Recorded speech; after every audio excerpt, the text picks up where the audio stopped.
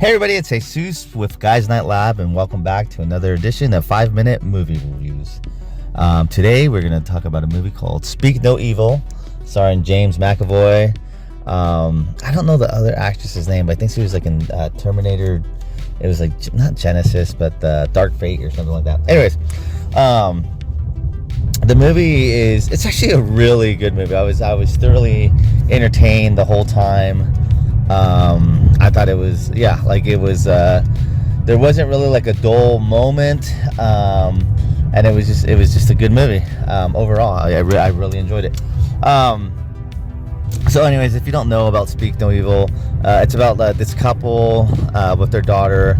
They're like just vacationing in Italy, and they kind of meet this other couple, James McAvoy, his wife, and their son, and they hit it off, and they kind of like first and foremost, when I first saw this movie, or first saw the trailer for this movie, I was kind of thinking like, and I talked to my friends about this, I'm like who would just go with some random strangers to their house that they just met on vacation? I'm like how stupid are you?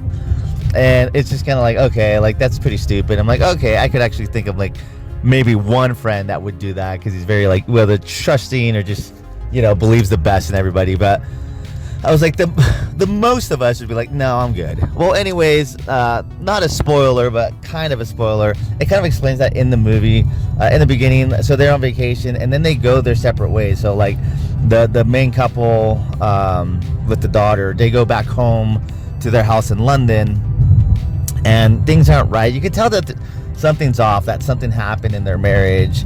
And they get a postcard from James McAvoy and his family inviting them to, like, where they live. And they're kind of like just debating, and you can tell that something happened in the marriage, because the wife's like, no way, that's like, we don't even know these people. Why would we go to like some people we barely met? But the husband's kind of like, oh, like, we really hit it off. And it seems like, he doesn't have a lot of guy friends or friends in general. So then he's just kind of like, the wife's like supporting, like, yeah, let's do it, let's just go.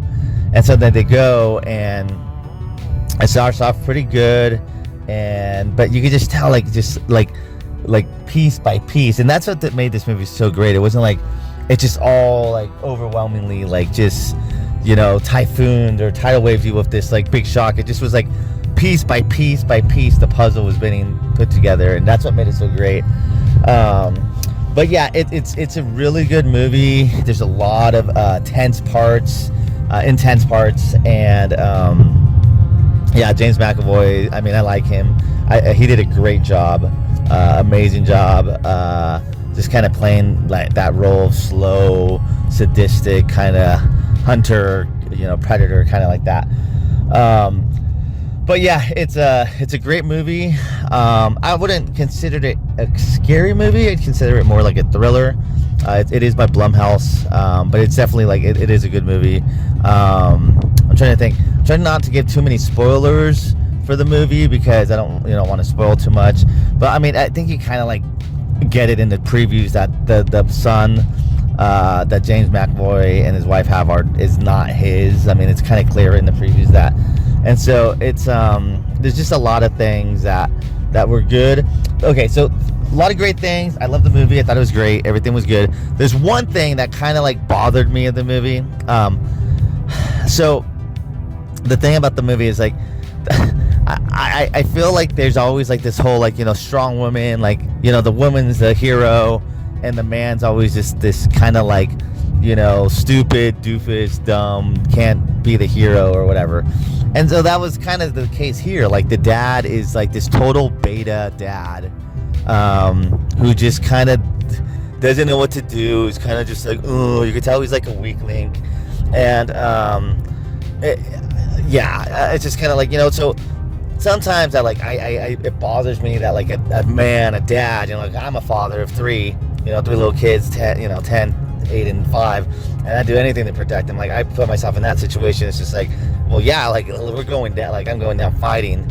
And there's a point in the movie where like the mom, the main character, she's like, she doesn't slap the husband, but he's kind of like freaking out and like, and she's like, you gotta snap into it, and he's like, okay, and it's just like, oh, come on, man.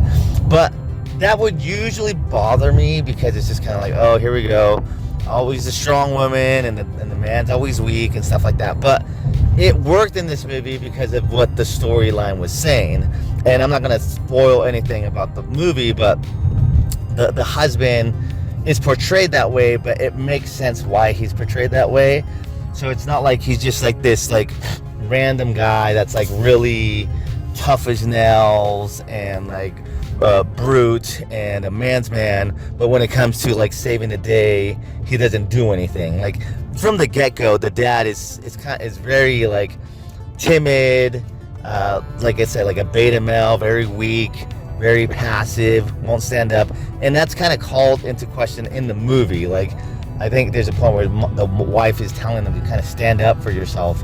So it works. So it's not, I would just say like it's not necessarily like, oh, she's the strong one. It's proven in the movie she's the strong one because it's part of their marriage and it's an issue. So it works. Like I said, might sound very feminist, or not feminist, might sound very whatever of me with sexist, but I'm not. It's like, I think there should be instances where women can be strong leads and heroes and stuff like that. But I think there should be instances where the men can be the heroes too. They can be the heroes of their situation. They could be the dads that protect their family. And I feel like sometimes that's being missed in certain movies. But anyways, like I said, in this movie, it worked the way it worked because of the story that came with it. But anyways, I hope you enjoyed this review of Speak No Evil, and stay tuned for the next couple of weeks, incoming couple of weeks for Halloween nights here at Gad's Night Lab. All right, take care. Bye.